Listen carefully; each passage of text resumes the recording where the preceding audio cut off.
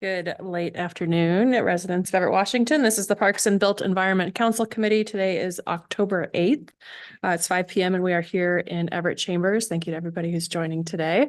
For folks listening in at our committee meetings, we don't accept public comment, but if you have any comments that you'd like to provide, feel free to email us or join us at our 6:30 general meeting. Tonight we have a packed agenda, so we have lots of work continuing from some previous efforts that this council committee has been up to. So first on our agenda tonight is vacant storefronts, facade maintenance, downtown revitalization, and vacant big box stores. So I think what started as an initiative from our group for our work plan for the year to address vacant storefronts downtown, then expanded a little bit to talk more about vacant blighted properties that are near downtown, which have been attracting unwelcome behaviors. And then now with the recent announcement of the Kroger closure, I'd like to expand that work even further to address potential policy work that we can implement to address vacant storefront or vacant big box stores to avoid any unintended consequences of those being closed. So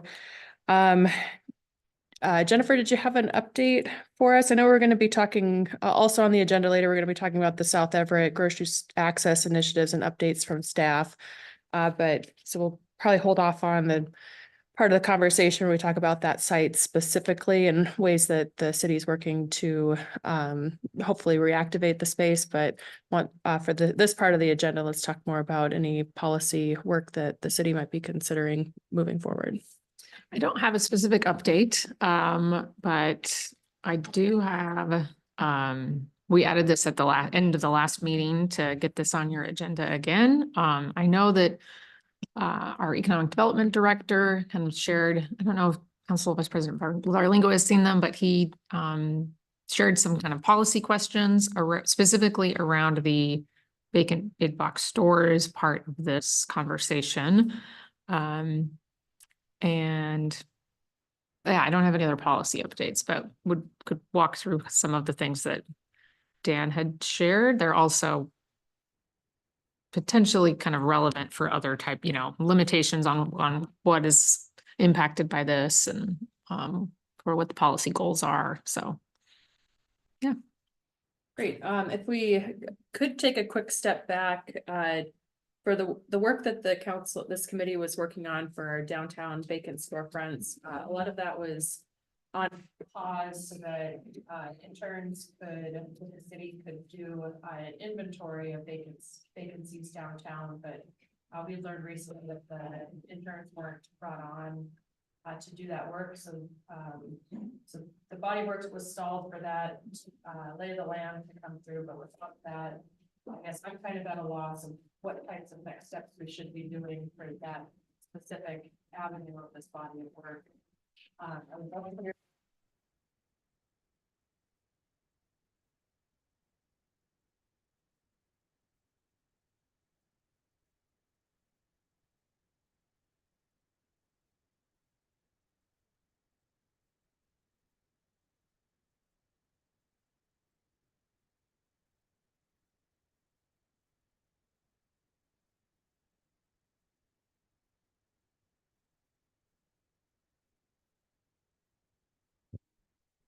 I think, and tell me if I'm wrong, I think I missed a meeting previously when the Downtown Business Association was here and talked to us, and have we asked them, did they answer us about how many vacant storefronts there were? I mean, it's sounding like, no, that hasn't been answered because it sounds like, no, that hasn't been answered. Well, they had shared that there's an 8% vacancy rate downtown, which, but they weren't quite able to answer how they're measuring vacancies. Because I think even just, walking a block, we can see more than less than 10% of vacancies downtown. So they didn't have that same inventory of more specifics of which businesses, which block, and maybe if there's a trend in building owners or if there's any other trends that we should be aware of where those businesses are located, which might alter our approach to it. So yeah, Councilmember Zarlingo. Yeah, just a brief note. I walked around downtown some this weekend and paying some attention to that. And one of the things I noticed was that there were 2 or 3 places that are currently not exactly vacant because a business is coming. They're working on that. That's a work in progress. So that may be part of that difference between what our perception of it is and some statistics. But I think probably the best way to know more is to ask those experts, because I'm nowhere near there myself. Is there, I can't imagine that if the interns were not available this time around, they won't be available if there's a next time around. So yes, we need a different avenue of figuring that out, is what I am saying. Well, and also just understanding better, I think what Councilmember Ryan was talking about, what are the most effective measures we can do? Maybe a conversation with Economic Director, Development Director Ernest on that. Gathering 2 or 3 angles on that probably will get us better able to find out, is it more data that we need to get, or in terms of vacancy rates or where they're concentrated, or is it what are the measures we want to try to take? Because some of those measures we probably want to take anyway. If we feel like we hear from Dan Ernest, or we hear from downtown Everett, what would be the most effective, then we may want to work on that no matter what the statistics, whether we have them or not. Just gonna put this snark out there. It's almost like we need a policy person in our office for this type of thing. Wild. Okay.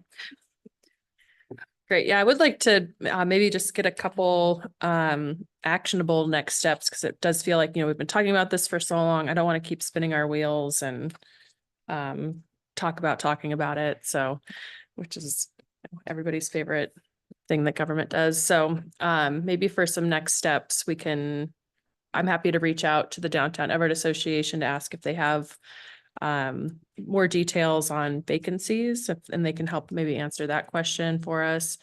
Seems like they do keep quite a bit of data, so this might be one of those data sets that they keep.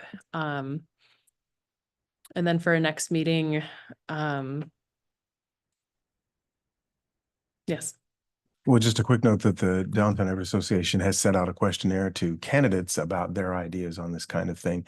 That may have generated then some back and forth. They can collate that and tell us, what kind of responses did you get? Was there consistency in this? Did it match up with your needs? Because to some degree, our response to the association is, well, you live that, you probably know more than we do. So maybe that's a good next step, is to have them come and have a discussion with us. Great. Yeah, they might be due to come back anyways for an update of the good work that they've been doing. So that might be helpful. Yes, Attorney Hall.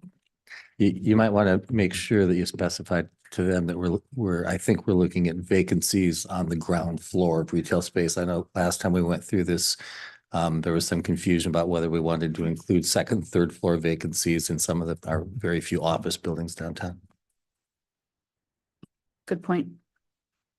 I think it might be helpful too I'm not sure if Dan Ernest needs to be at a future meeting, but since this has been coming up quite a bit, I'm sure there's work that he's been working on in his team to maybe put some policy recommendations forward or whatnot. So I'd be happy to touch base with him as well to see if he has any updates. Question, Jennifer, you may not know just yet, but so we have chapter 16.16, maintenance of vacant commercial space in the central business district. I think we've brought that up before, because what is the central business district? And it's not in the definitions, but I don't know what that is, except for maybe it's downtown. And it was 2009, so whatever we were talking about in 2009. So my question about that, we have some policy and legislation about vacant commercial space. And it says here that there's actually a fee. Let's see, vacant commercial, delinquent registration fees for vacant commercial space registration. Do you know if anybody's paying any fees on their commercial spaces that are not in use for at least 90 days. That's what our thing is for. So I know, like, let's say Walmart has been vacant for more than 90 days down on 99. Do we even utilize this legislation that we already have? I don't know if anybody Sure. knows Well, that's in this I room might have right a little now. to say about that since I drafted that ordinance in 2009. I think that at the time we were maybe overly ambitious and underestimated how much staff time it would take to actually enforce that. And I think that's why it fell by the wayside. But yeah, that is on the books. To my knowledge, no, we're not enforcing the penalty provisions. That's probably Okay. a question for Tony Lee, though. Okay, that's what I have for that. I'm just, because we do have something that we can work on, and I know that it says that the money taken in would go towards, staff to make sure that this is happening. So, but do you remember? And I know it's not written, so do you remember what the central business district was? This is part memory, part guessing. Yeah. I think at the time that there was a central business district defined in the zoning code that was in effect at that time, and all the zones have changed now, Yeah. which is why we don't know exactly what that is. But I think at the time you could look at the zoning code and see the CBD. Which is not the same one as in Seattle, which is being gentrified. Probably similar to our current Metro Everett then zone. That's what I'm guessing. Okay. Yeah, I think, I keep bringing this up because I'm thinking ahead to efforts that are being put in for the creative district for downtown next summer with FIFA. So I guess, I'm hopeful that we can incentivize growth in a way that when the creative district is designated, it's not just a row of vacant boarded up stores. It has life already breathed into it, and then it has a designation to prove it. And same with FIFA, making sure that when tourists come, they have places to go and they have good things to say about our city. So I just want to make sure that, so that's why I keep putting my foot on the gas on this one, is just because I really want to see the best for downtown, but also just to plan ahead for those future initiatives and have those stepping stones in place. There might be some additional wrinkles in that too. I know that sometimes with older buildings, and we have some pretty old buildings, it's difficult to update them, especially if you're trying to update to codes for restaurants, for sanitation and food service and that sort of stuff. And there might be some buildings that are renovatable to a creative or arts district kind of use, but not to food service and restaurants and that sort of thing. So there might be some way to provide an economic way forward with those that isn't the same as in a restaurant or a bar or something like that. Fantastic. Yeah, I've been thinking about that too, of like some of the, historic preservation of some of these buildings downtown and how much it does cost to bring them up to fire code and to other building codes. And but to not do that is creating a public health hazard. I see it as, it's properties that are dilapidating and attracting rodents and might not be safe in an earthquake. And they keep crumbling to a point where it's, what is it? Something by neglect. What's it called? Condemnation by neglect or something along those lines. Common law doctrine of waste. Mhm. I'm not sure what you're referring to. Yeah, there's something in there somewhere. Yeah. And you hit on when you said earthquakes. The two things over the years that we've found are very expensive for property owners to bring their buildings up to code with our fire and seismic. Mhm. Yeah, I've heard, this, not to jump ahead for, I guess we can move into vacant big box stores, but yeah, I've been trying to think through ways if there's a different way to tax larger lots like this. Instead of just our traditional property taxes, if there's like a land value tax that could be implemented, but only in certain zones. So then we're taxing on the potential of the land, not improvements that happen on the land. which I would hope would help incentivize people to. Actually get it done. So if there's other avenues that we can explore that would incentivize, not neglect, I guess, like would incentivize action on properties and honoring those spaces, I think that would be fantastic. Let's see. So for the, let's talk a little bit about the vacant big box stores. Yeah, our code chapter 1616 does address vacant commercial spaces. I think, we have a number of across the city. I have concerns that there's gonna be more coming down the pike as our workforce is changing and automation is changing and AI is gonna change things as well, and people's shopping patterns have been changing. So I'd love to see the city get ahead of that in some way. I know there's been some discussions in Seattle for addressing their closures of Fred Meyer's about adaptive reuse incentives or property tax abatement, ensuring or banning restrictive covenants on big box stores to make sure that there's not anti-competitiveness laws in place. I think there's been, Representative Paulette had mentioned a potential for a vacancy tax for big box stores, and I'd received an email I forwarded, that I am just hit send on to forward to my colleagues from Dan Ernestine about some policy questions about if we were to consider a vacancy tax, like what's the threshold for size and length of vacancy and some other policy ideas. So that was my way of teeing up a discussion about what types of things and policies we could consider to address vacant big box stores or large commercial spaces in the city.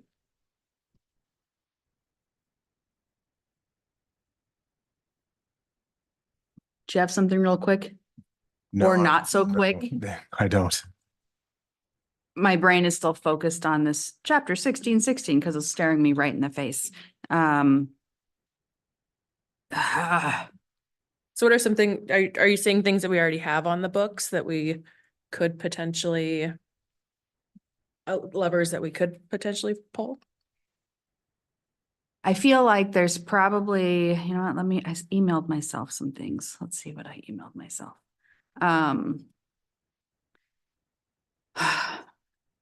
Don't wait on me to start talking if you have things to say.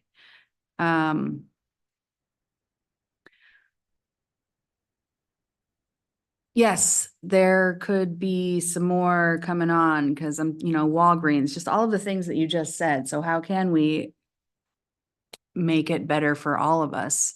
I'm hoping also that there's possibly state legislation that will help because there's just so much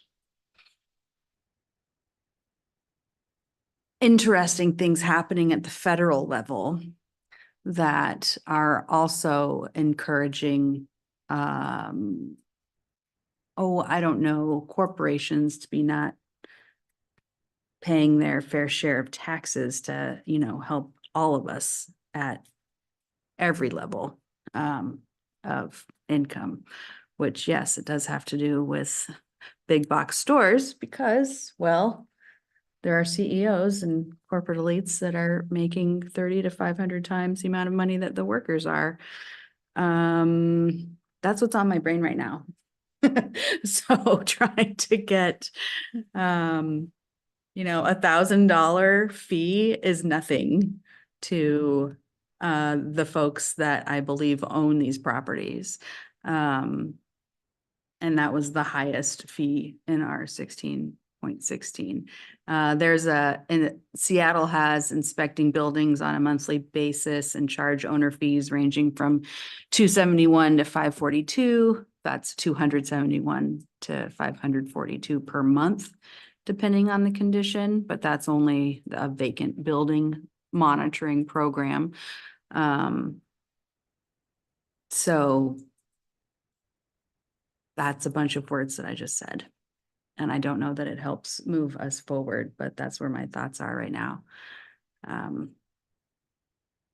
So I would guess if we're not currently enforcing some of these fees for small downtown vacancies, and we're probably not also enforcing it for some of the larger vacancies we're seeing around the city. Yeah, when the code was adopted, there was an FTE that was assigned to that task and developed the registry and the information about ownership and once that person left that role, it wasn't backfilled. And with the current staffing in the code enforcement division, there's a kind of, their focus is on sort of like emergent life safety kind of challenges. I hear what you're saying, Councilmember Ryan, about how this can connect to that as well. But and actually, I think they would gladly work on buildings that did have life safety issues. But I think what I feel us talking about are not, are not like they're not all imminently falling down. So, yeah. And I think I want to say too, that like more all money, of my big, yeah. like, that's not enough money, if talk was to the big box stores, not the small Yeah. time. Good point. Yeah. Yeah, I think as a committee, we've decided to not pursue a vacancy tax for small Right. businesses downtown, and I think that is a sentiment also supported by staff. But I would think some of these larger properties, Fred Meyer's footprint type size. I mean, I'd be interested in looking into a potential vacancy tax for that.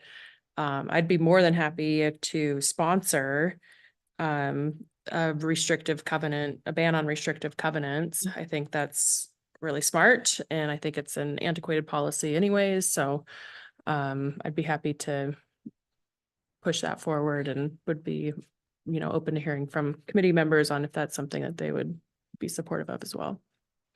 I guess I first of all would like to know this is not a question for right now, but what is the interaction between our authority and the authority of the covenants, the private contracts that those represent?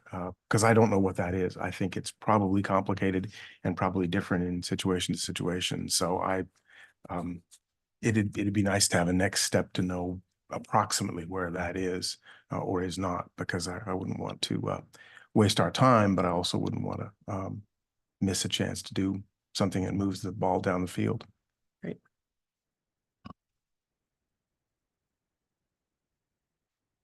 Great. Sounds good. Let's see. And I don't think you need a second on that, because no, I don't we're in think a we committee. do voting stuff right now. So that's why I'm not seconding you, but totally open to this discussion and moving forward. Thank you. Great. Is there any other policy considerations of staff? I think Economic Development Dan is willing to work on it, but just is looking for some clarification. So like the size of stores, is it like big box, like the ones you've named, Fred Meyer, Walmart, Costco, or is it like one step down, like a department store-y kind of size, or is it mid-range grocery store, like the small one that we know that's near the mall, or others, or like drugstores that are a little bit smaller than that, or like chain restaurants? Do all of those fit like the policy problem we're trying to tackle?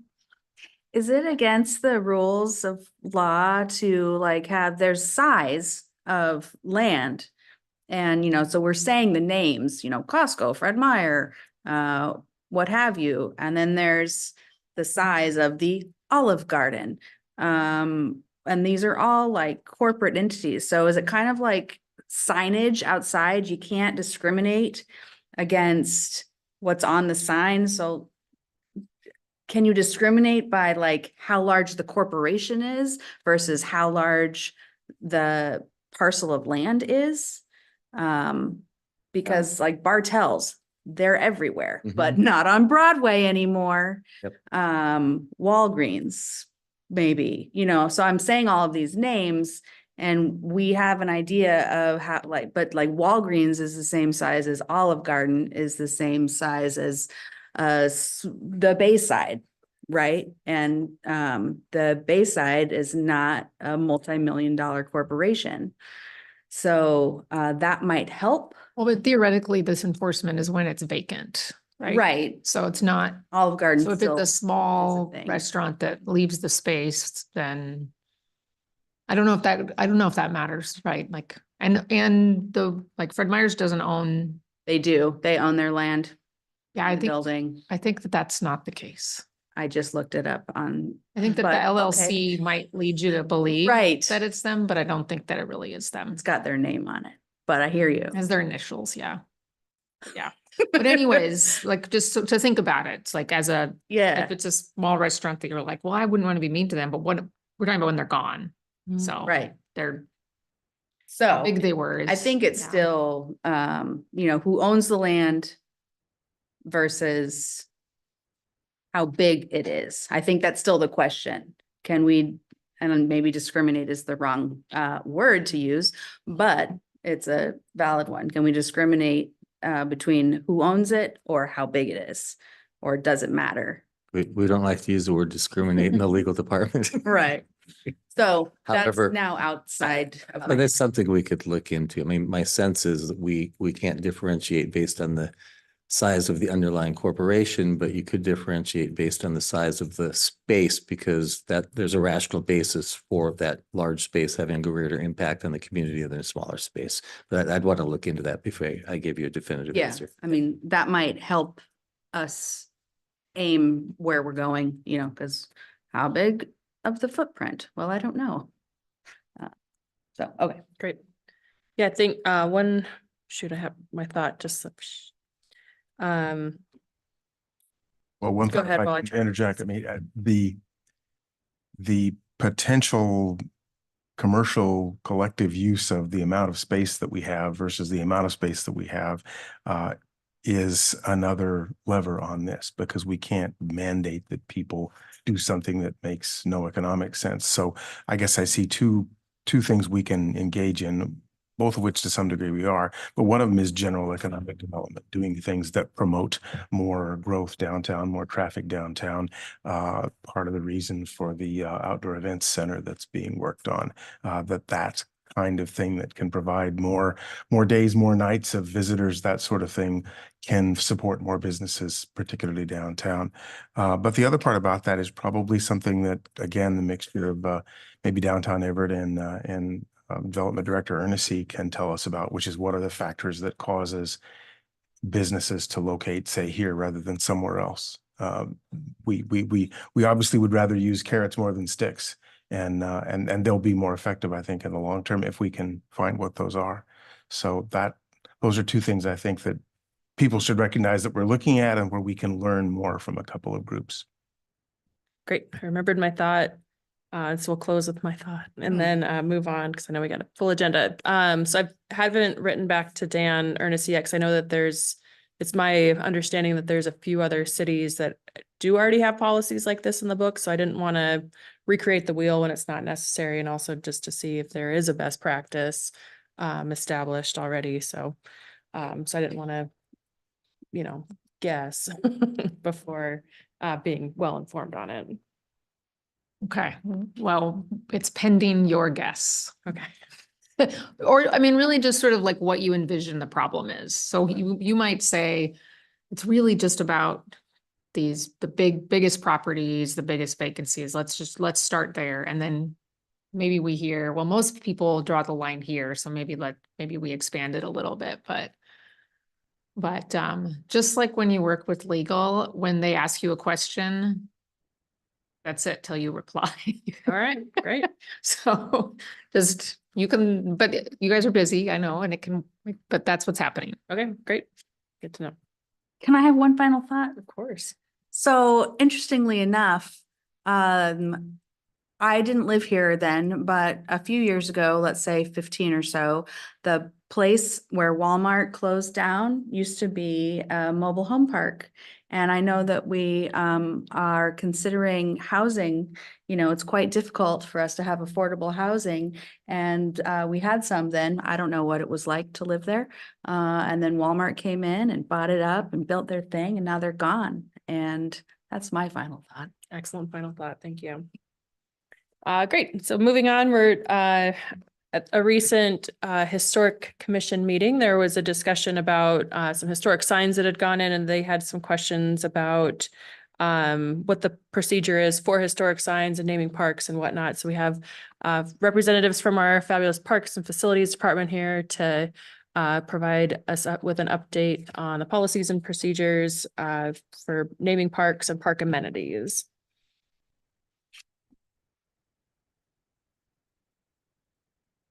If you don't mind introducing yourselves for the record, that would be fantastic. I'm Kimberly Moore, Assistant Parks Director. And Bob Leonard, Parks and Facilities Director. So tonight, we're here to discuss updating the city's naming policy resolution and gathering initial feedback from the Parks and Built Environment Committee. So a little bit of background about the naming rights resolution. It is resolution number 6537, governing the name of city buildings, parks, public places, and streets. The resolution was last revised in September 2012, and it outlines the formal process for naming or renaming public assets by resolution. I did provide a copy for you all to review tonight and after this evening as well. So the current structure requires that an interested party put their request for naming or renaming in writing to the mayor, highlighting how the named individual has met the eligibility requirements. So some of the eligibility requirements include leadership in civic or historic groups, contributions towards disadvantaged communities, towards cultural events, youth organization, or the senior community. Eligibility requirements might also include community betterment and humanitarian efforts, or a significant financial contribution towards any of the above efforts. Upon receipt of the request, the resolution requires the mayor to notify council and all affected advisory boards of the naming request. Then the mayor reviews the request and determines that the eligibility requirements have been met. If eligibility has been met, then the request is forwarded to the Historical Commission for their review. The Historical Commission shall have primary responsibility for coordinating public review. If the mayor determines that the eligibility requirements have not been met, then the request will be brought to City Council, where the council can agree with the mayor, deny the request, or council may choose to send the request back to the Historical Commission for review, or to the Historical Commission for review. So the role of the Historical Commission is to gather community input and solicit recommendations from other boards as appropriate. So if we're trying to rename a park, they would reach out to the Park Board and Tree Committee, or if they're naming a street, they might reach out to the Transportation Advisory Committee. Recommendations are then sent to City Council. City Council will hold a public hearing and will make the final decision to approve, deny, or amend the request. Or if more questions remain, they may return the request to the Historical Commission for additional review. If approved, City Council adopts by resolution.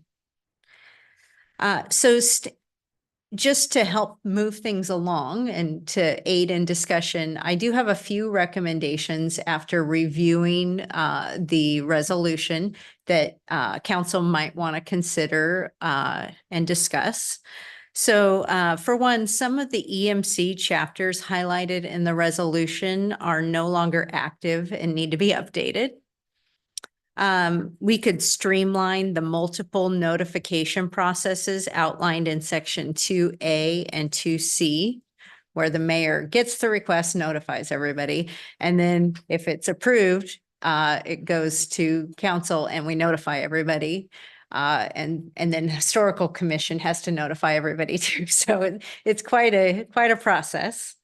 And then a third approach might be to kind of streamline the process for small assets. So that could be something like a facility or a room that's 2,000 square feet or under, or a small structure such as a stage, an art installation, or a small park amenity, or a public place or natural feature under 5,000 square feet potentially, because it would really reduce the amount of staff resources that we would need to get something like that through. So what prompted us to come here tonight? Yeah, administration recently received questions from council, and we received an informal inquiry from a representative of the Black Heritage Committee inquiring about how to name a small concrete stage at Forest Park for a community activist within their organization. We're still waiting for the formal request to come through, but this highlighted how smaller assets might benefit from a streamlined approach. So we're just here to have questions and dialogue, and hopefully I can answer your questions. And if not, I can definitely get back to you later. I'm remembering the renaming of, or the naming of the Emma Ewell Park. And are any of your, I remember it being kind of like there was something in the process that we had to really muddle through, and I can't remember what that was. And so I'm curious if some of the recommendations for change in resolution number 6537 has any of the things that we learned, which I don't remember, from the Emma Ewell Park naming. Want to take that? Yeah, we haven't actually put together a comprehensive list of recommendations for this. Kimberly outlined a lot of the, just broader general concepts we'd like to see discussed, and number one being a smaller, more abbreviated process for much smaller assets. We think that there's always constraints on city resources and time, and not going through a full-blown process when not needed may be beneficial for that. The Emma Ewell, though, speaking specifically about that, what I recall of the Emma Ewell naming was that we did go through the full-blown process, followed all of the steps outlined within this policy. However, after taking it to the public, doing the public hearings, I think at the time, council just didn't think that the name was appropriate. Yeah, If so, it would be called Glacier View Park at the time. right. I'm sure everybody glad it's Emma Ewell now.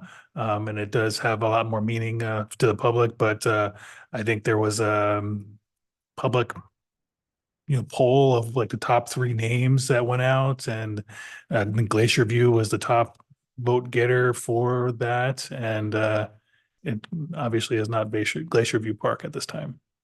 Thanks. I remember it being something and I couldn't remember what it was, but I am glad that it's Emma Ewell Park. We did want to point out that this is not an ordinance. This is policy is done by resolution. And that all the namings that come from this are done by resolution as well. Great. Yeah, I'm fully in support of any streamlining that can happen across all areas of the city, and especially support any renaming efforts that highlight women in Everett's past. Well, also support of a streamlined process. I think, the way the city is going with respect to budgets and efficiency and that sort of, that's going to be a focus of ours permanently going forward, I think. Is a next step for you to propose a streamlined process, and then we can look through that and see if we see any of the protections or examinations or questions that might otherwise have been asked in the old process, to make sure none of those that we care about or that we think we should do are missed? Yeah, if that's the direction that you give us to take next, I think we'll talk with administration and then we could bring some proposals back. And maybe one streamline the existing process for the larger names, larger assets, and then propose the abbreviated one for the smaller assets. And I think that, I mean, that'll give us we certainly have some individuals in our community who have sustained significant contributions purely on their own steam, have done a lot for the city. And I think I'm definitely behind recognizing more of those, because I know and knew a few of those people, some of whom have passed away. So I'm definitely in favor of that, especially for the smaller things. So I guess that'd be my recommendation for this committee. And then I think that would go either maybe back to this committee or to the council. I have another specific question.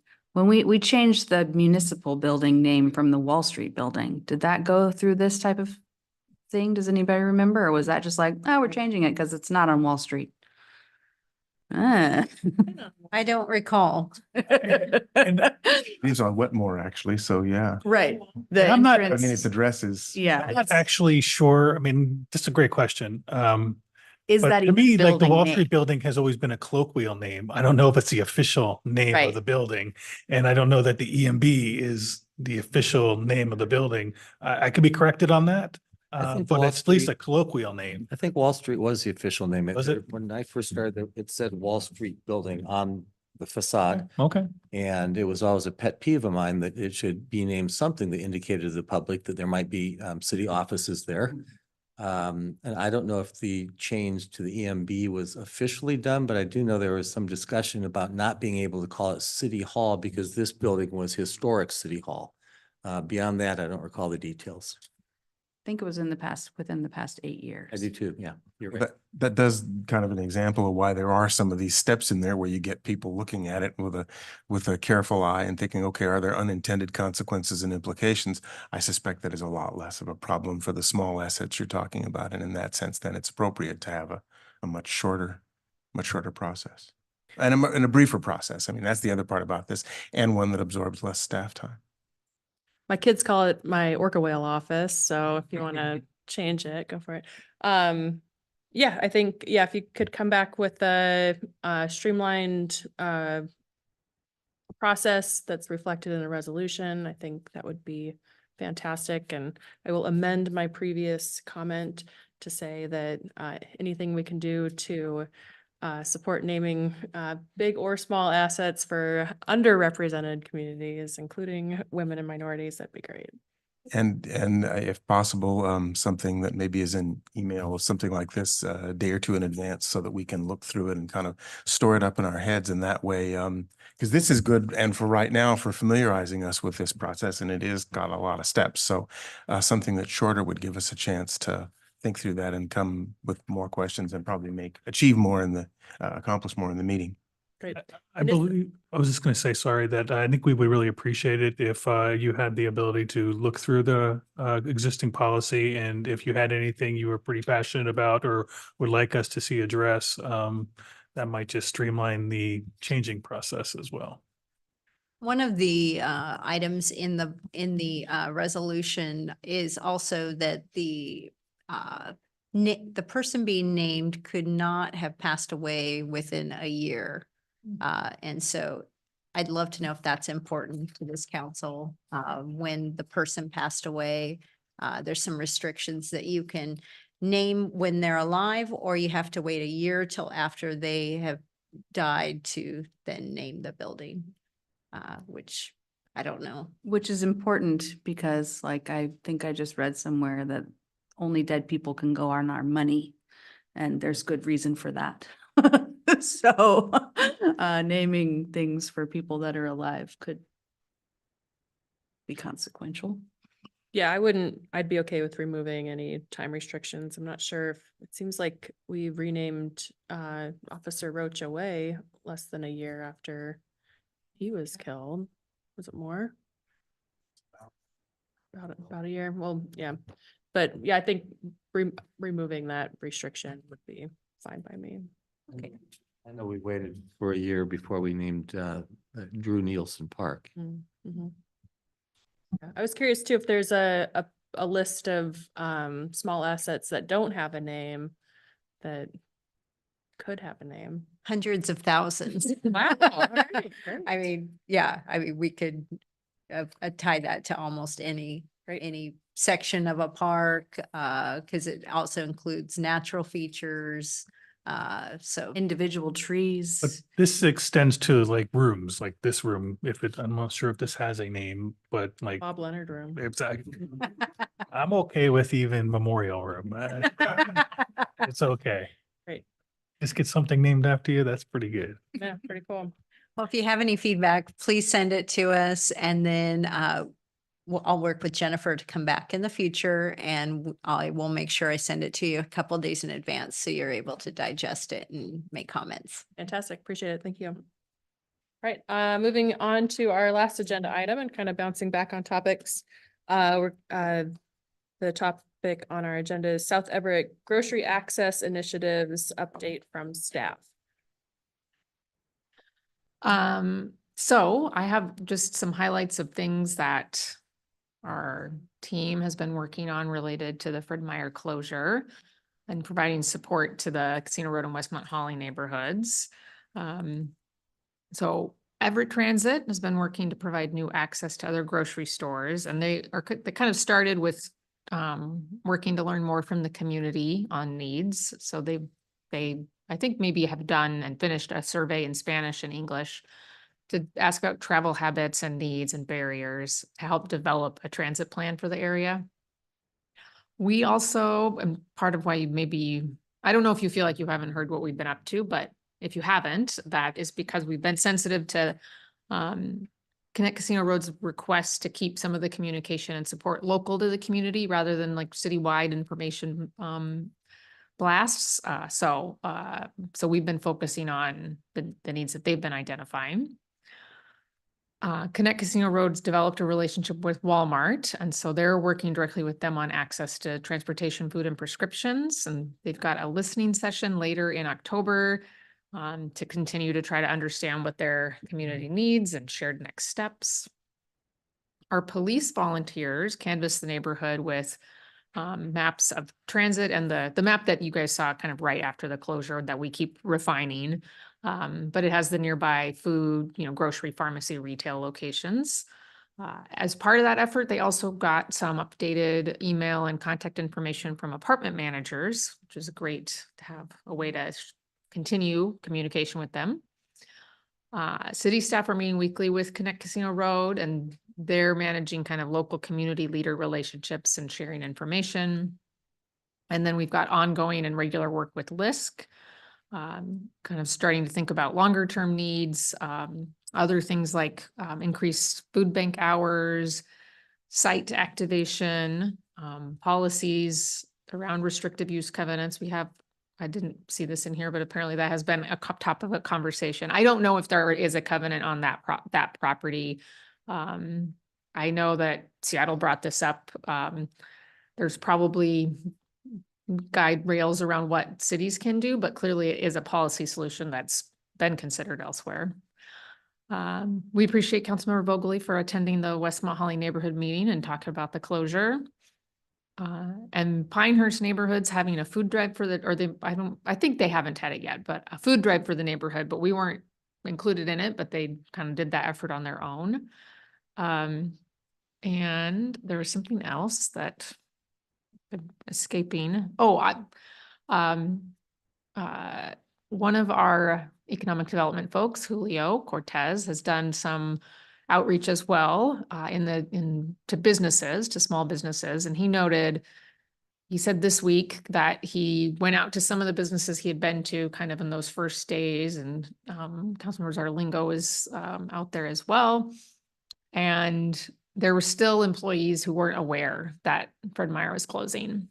So I think there's folks who will still be surprised when the actual day comes along and when the site is, I assume fenced in some way or changes. So it's still a need to do outreach and keep communicating.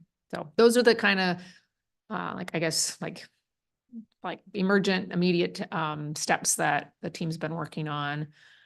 we've also been talking about the longer term vision. Dan, who we've mentioned a few times tonight, is working to get in touch with the property owners to understand how they handle vacancies and what their vision might be, what the potential is for redevelopment. And there's an intersection too with Sound Transit as they work towards refining site locations for that light rail station.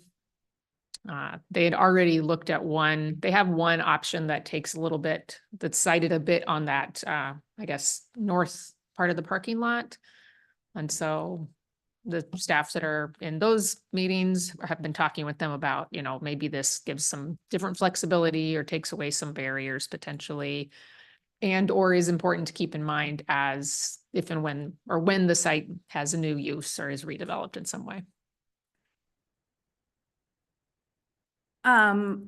Two things. You mentioned Sound Transit, and then I thought, oh, Bus Rapid Transit goes right there. Has Community Transit, decided of their own accord to like come into the conversation at all? Like, I just can't imagine, I don't know, they have a stop there, and I imagine it was very thoughtfully put there because of that large grocer that is closing. And a lot of things. So I'm just curious if they're like, hey, can we help at all? Or what about us? Or anything, if they've done anything. Maybe that's not I a don't think comment I've heard, I for, mean, there's a lot of folks that live in the area, so even outside of that destination, Right. I think there's lots of reasons to have a transit stop right there and the connection to other routes as well, but. I agree. I just want to make sure that But it it's is a good- also staying. I didn't talk directly with Everett Transit team, but it's a good point that like that's, Swift Bus is also a great alternative to get up and down Evergreen quickly, in addition to our Route 7. Yeah, 7 is awesome. And then does anybody here remember how long the Kmart site was empty? It's been like at least a good 15 years, right? I think so. I remember this. I came didn't up- live here when it was a Kmart, so. I did. Layaway. And Isn't it popcorn. Those are important? some like core memories. At the entrance, they had the, yeah, anyways. No, anyways, with that. I only bring that up project, because we are working towards the big Mhm. box stores and vacancies, and hopefully with the resolution that was passed, even though we said shame, shame, shame, we also said, can we work with you as a city some more to help you figure out how to get this done quickly and in a way that is beneficial to our residents? So that's why I brought up Kmart, because they were ugly for quite some time. Mhm. And now there's housing there. And so that's cool. But now those housings don't have a place to go shopping close by. Well, worth noting that the steps that are underway right now are an environmental impact study for the various sites at that Casino 526 and Evergreen Way intersection. And those were initiated before the announcement of the Fred Meyer closure. So they were part of the assumptions that went into that. And I don't know the latest of what that status is. I think that EIS was planned on being released early next year or so. That's my Yes, memory of it. I You're think so. correct. Okay. Early next year. Yeah. The internet says the Kmart closed in mid 2014. But yeah, that's an AI overview, so I'm probably wrong.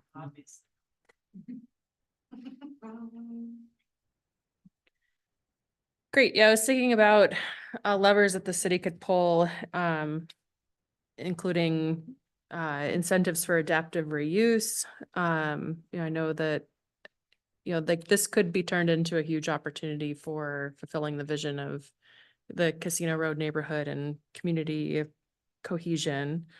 Or if there's an opportunity for us to use, like if a property is adaptively reused and occupied within a certain amount of time, we can do a property tax abatement for a certain period of time.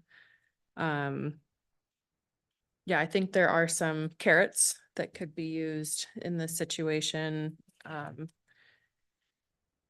But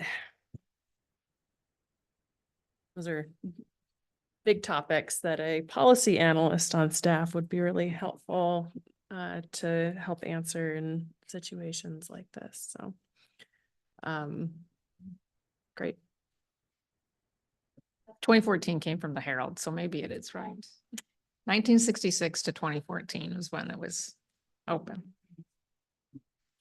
I moved here in like 2012, so that's just wild. So, all right. Great. Neither here nor there. Yeah, thanks. Thank you for the update. Yeah, I think the kingpin in all of this is the property owner. Yeah. And none of this can happen without their consent and without them wanting to be at the table and wanting to support Everett's vision for what could happen there. So I am encouraged to hear that Dan Ernestine is working on talking with them. So hopefully that can be a productive, constructive conversation. Great. All right. Well, that's all, folks. Thank you very much for joining. It is 5:57 and we are adjourned.